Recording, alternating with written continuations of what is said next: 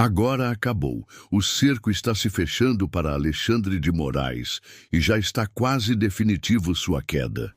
Nos últimos meses, a imagem do ministro Alexandre de Moraes, que já foi considerado um dos homens mais poderosos do Brasil, começou a desmoronar diante dos nossos olhos.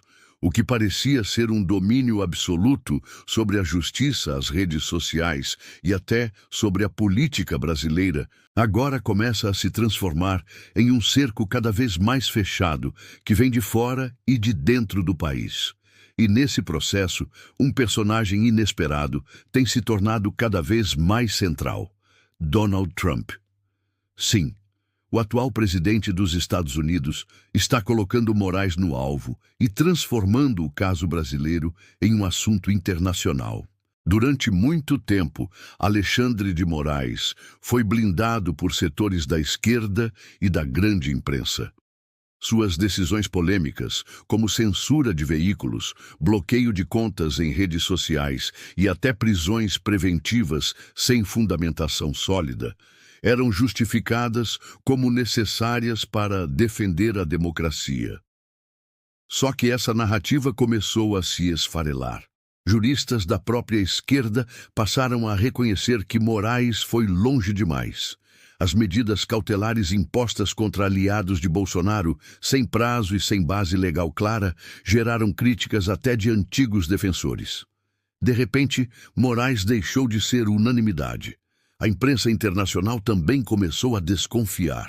Reportagens em grandes jornais estrangeiros passaram a apontar o Brasil como um país que flerta com a censura.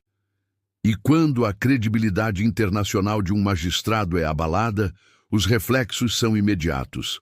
Investidores hesitam, diplomatas pressionam e o país perde espaço em negociações globais. É nesse ponto que entra Donald Trump. Trump tem repetido em discursos e entrevistas que Alexandre de Moraes representa um risco para a liberdade de expressão.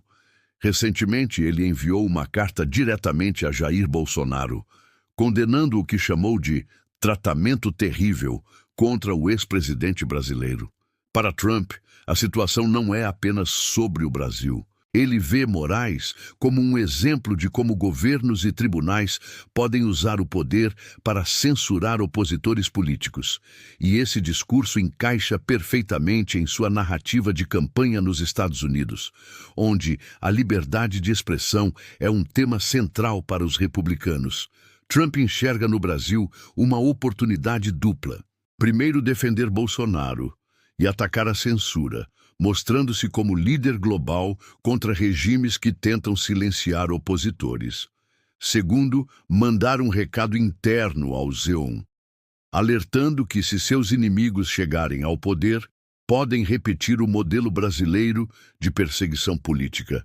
Isso significa que agora Alexandre de Moraes virou peça de um tabuleiro muito maior e que deve ser combatido. O efeito imediato dessa movimentação é o aumento da pressão sobre o Brasil.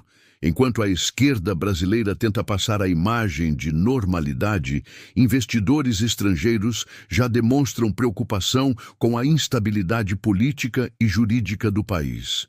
Fundos internacionais não querem aplicar dinheiro em um país onde ministros do Supremo podem bloquear contas, prender opositores e interferir em eleições sem transparência.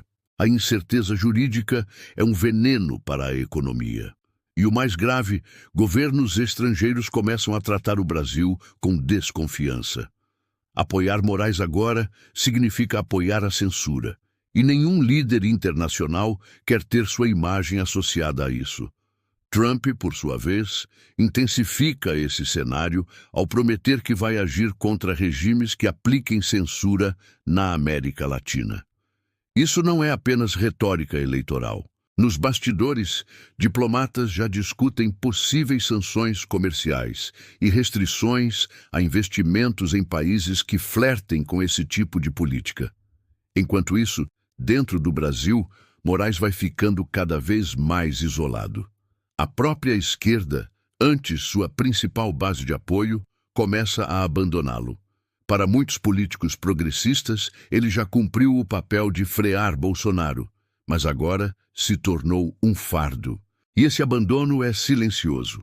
Ninguém o defende com a mesma força de antes. Os discursos em seu favor diminuíram, os editoriais elogiosos rarearam e até mesmo parlamentares que antes o reverenciavam passaram a evitar associações públicas. É o típico movimento de sobrevivência política. Quando percebem que a queda é inevitável, todos se afastam para não serem arrastados junto. Mas o verdadeiro medo dos partidos de esquerda e de setores ligados ao Supremo é a possibilidade de Trump transformar essa pauta em ação concreta. Não se trata apenas de declarações, mas de movimentações geopolíticas. A presença crescente de militares norte-americanos em exercícios na América Latina, as reuniões de Trump com líderes conservadores do continente e a retórica contra a censura mostram que o presidente está construindo uma narrativa de liderança regional.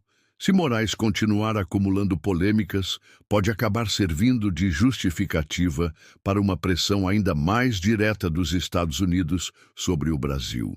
Isso poderia incluir desde restrições econômicas até isolamento diplomático. Para o Brasil, os efeitos já são visíveis. A economia sente os reflexos da insegurança jurídica, investidores se retraem e a imagem do país no exterior é de instabilidade. Além disso, a política interna fica ainda mais polarizada. De um lado, apoiadores de Moraes insistem em sua narrativa de defesa da democracia. De outro, cresce o discurso de perseguição política e censura. O resultado é um país cada vez mais dividido e fragilizado, exatamente no momento em que precisaria de estabilidade para crescer. Diante desse cenário, a pergunta inevitável é: quanto tempo ainda resta para Alexandre de Moraes? A pressão interna aumenta, a pressão internacional se intensifica, e Donald Trump já deixou claro que não pretende recuar. Moraes pode resistir por algum tempo, mas sua queda parece uma questão de quando, não de se. A blindagem que o protegeu até aqui está se desfazendo, e a cada novo ataque de Trump, a situação do ministro se complica ainda mais. E diante desta situação, não podemos perder nossa fé. Se você ainda acredita na liberdade do nosso Brasil, deixe seu comentário para que juntos possamos mostrar nossa força. Aqui quem fala é o Terra de Gigantes. Se inscreva no canal para não perder os próximos vídeos dessa batalha e um grande abraço